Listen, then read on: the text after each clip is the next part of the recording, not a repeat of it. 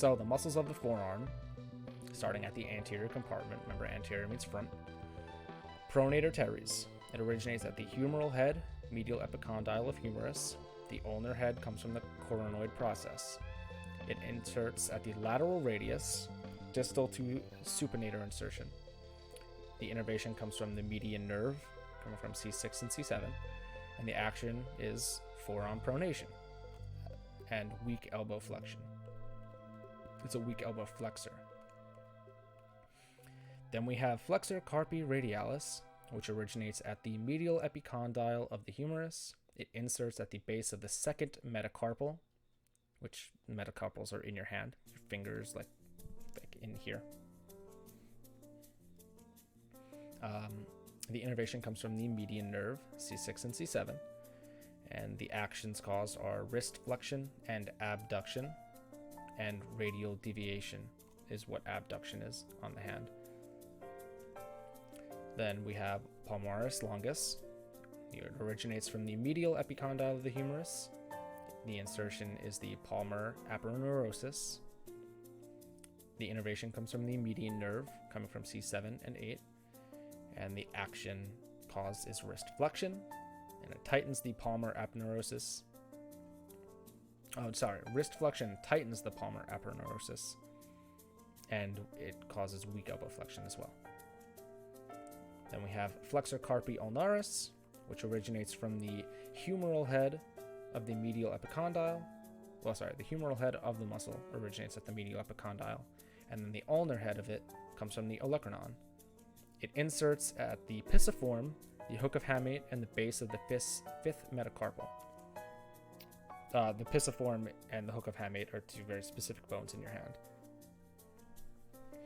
Innervation is caused by the ulnar nerve, coming from C7 to T1, and the actions caused are wrist flexion and adduction, which is ulnar deviation of the hand. Then we have flexor digitorum superficialis. It originates, the humeral head comes from the medial epicondyle, and the ulnar head comes from the coronoid process. It inserts on the sides of the middle phalanges of the second to fifth digits. The innervation comes from the median nerve, coming from C8 and T1, and the actions caused are flexion of the wrist, MCP and PIP joints of the second to fifth digits, and it's a weak elbow flexor as well. Flexor digitorum profundus. It originates from the ulna, 2/3 of the flexor surface, and the interosseous membrane. It inserts at the distal phalanges of the second to fifth digits of the palmar surface. The innervation is caused by the medial half of median nerve, C8 to T1, and the ulnar half by the ulnar nerve, C8 to T1. And the actions caused are flexion of the wrist, MCP, PIP, and DIP of the second to fifth digits. Next we have flexor pollicis longus, which originates from the radius, the mid-anterior surface, and adjacent interosseous membrane. It inserts at the distal phalanx of the thumb, the palmar surface, and the innervation comes from the median nerve, C7 and C8. The actions caused are wrist flexion and abduction, which is radial deviation, and then carpo-metacarpal of thumb flexion, MCP and PIP flexion. And we have the pronator quadratus, which originates at the distal quarter of the ulna, the anterior surface. It inserts at the distal quarter of the radius, the anterior surface. The innervation is caused by the median nerve, C7 to C8, and the actions caused are hand pronation and distal radial ulnar joint stabilization. All right, now we're on to the posterior compartment of the forearm, starting with brachioradialis. It originates at the lateral supraepicondylar ridge of the distal humerus and the lateral intermuscular septum. It inserts at the styloid process of the radius. The innervation is caused by the radial nerve coming from C5, 6, and 7, and the actions are elbow flexion and forearm semipronation. The extensor carpi radialis longus is next, and it originates at the lateral supraepicondylar ridge of the distal humerus and lateral intermuscular septum, just like the brachioradialis. It inserts at the base of the second metacarpal. The innervation is caused by the radial nerve coming from C6 and C7, and the actions included are wrist extension and abduction, radial deviation, and it causes weak elbow flexion. Then we have extensor carpi radialis brevis, which originates at the lateral epicondyle of the humerus.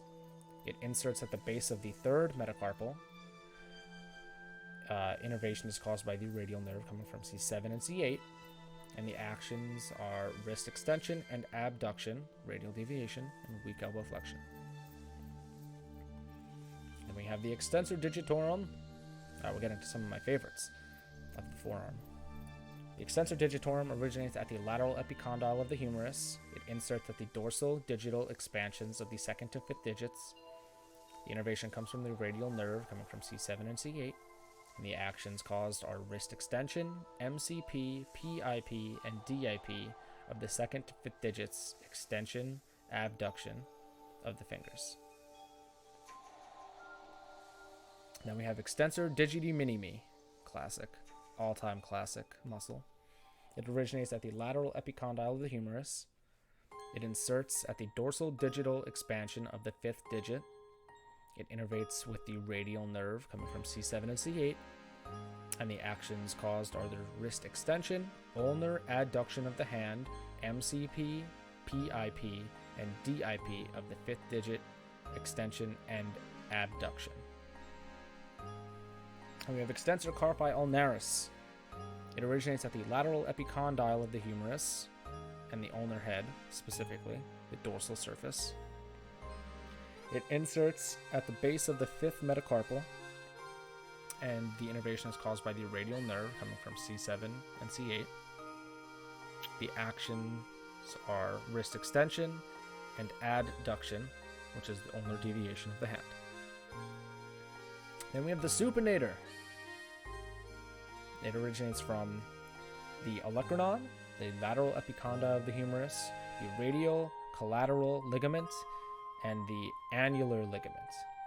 It inserts on the radius between the radial tuberosity and insertion of pronator teres. The innervation is caused by the radial nerve coming from C6 and C7, and the action caused is radial ulnar joint supination. Then we have the abductor pollicis longus. It originates from the radius and ulna, the dorsal surfaces, and the interosseous membrane.